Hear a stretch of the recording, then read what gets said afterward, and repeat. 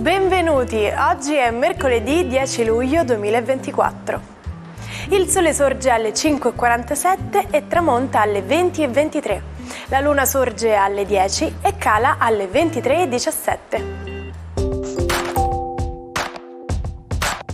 Oggi si celebra San Silvano.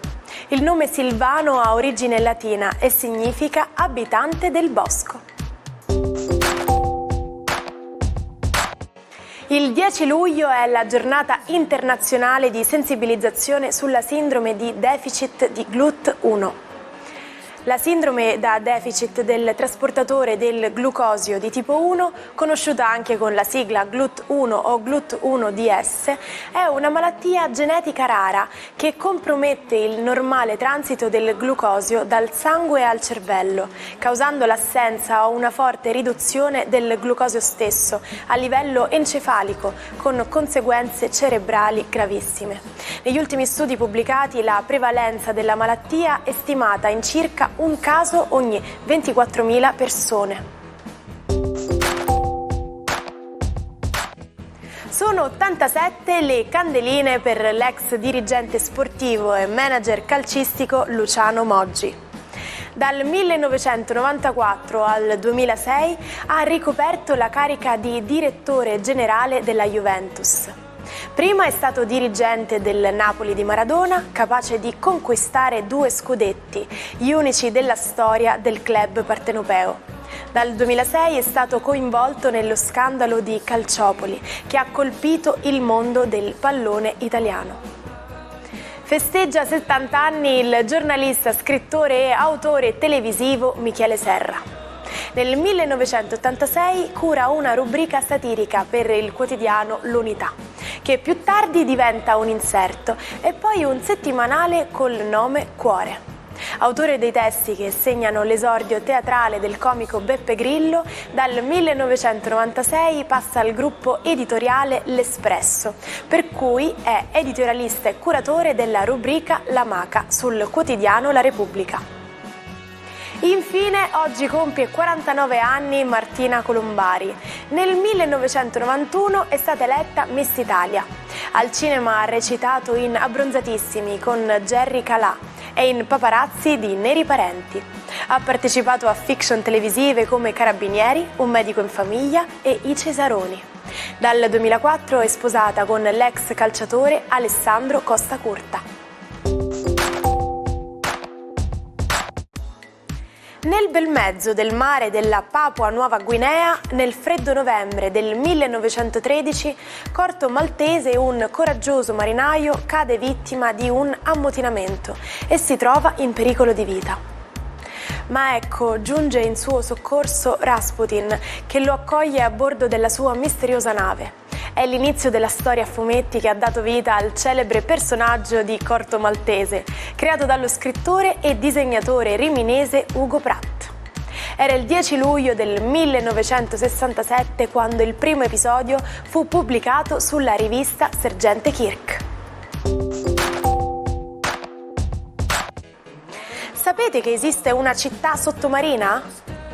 La città di Baia, situata al largo delle coste italiane, si è trasformata in un vero e proprio tesoro sommerso.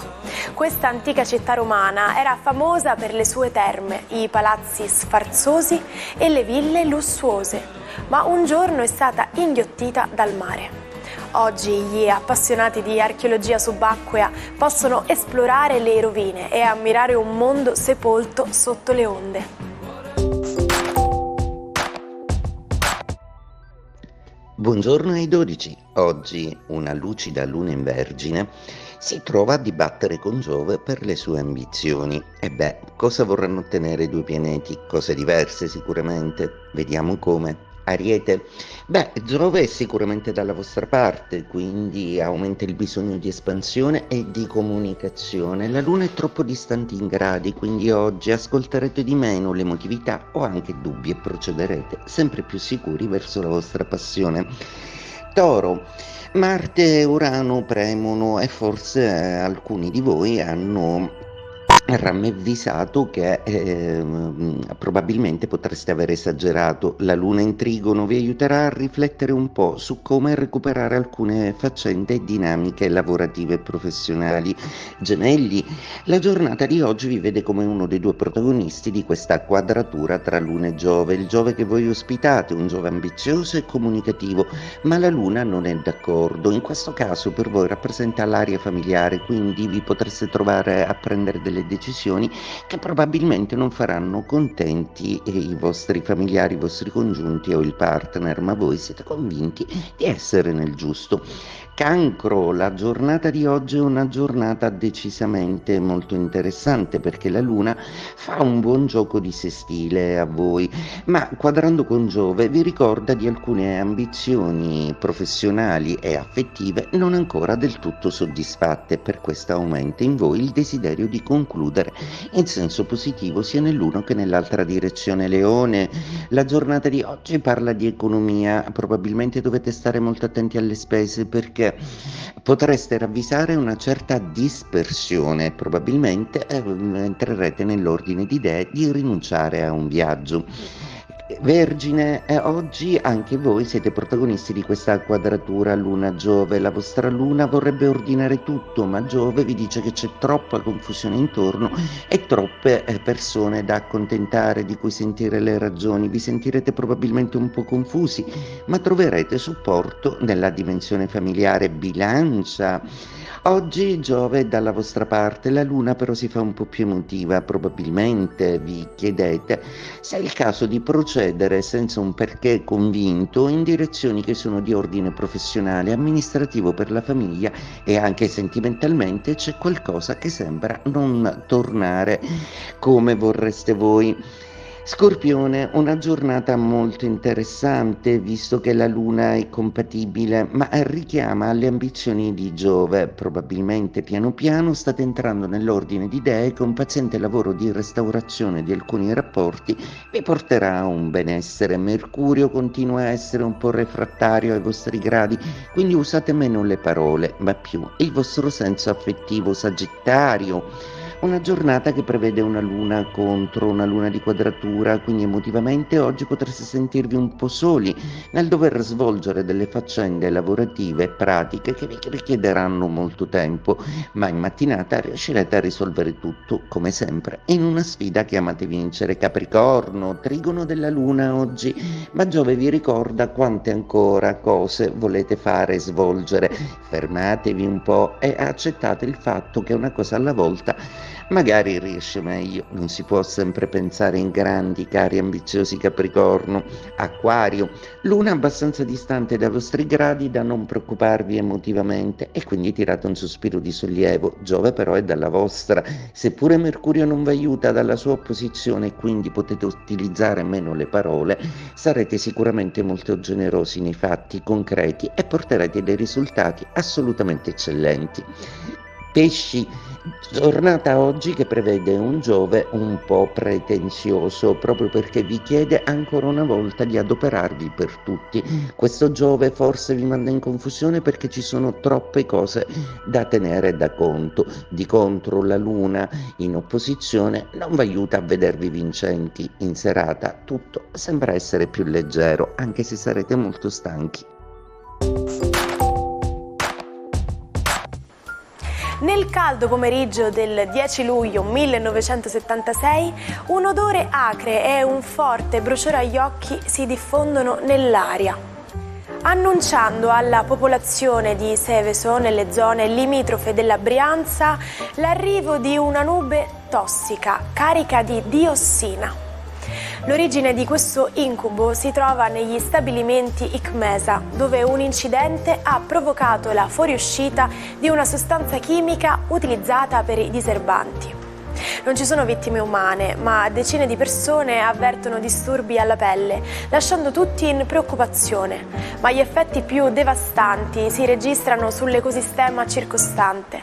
Centinaia di animali perdono la vita e la vegetazione viene distrutta. Eccoci con un'altra perla di saggezza. Rome wasn't built in a day. Cioè, Roma non è stata costruita in un giorno. Questo modo di dire ci ricorda che i grandi risultati richiedono tempo, sudore e tanta, ma tanta pazienza. Non possiamo aspettarci che il successo cada dal cielo come per magia.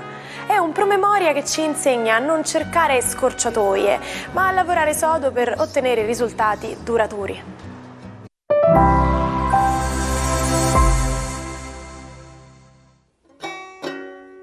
Non perdete l'opportunità di restare sempre aggiornati con i nostri video. Iscrivetevi e attivate le notifiche per non perdere nessun nuovo contenuto. Il matto di oggi è Gustav Klimt.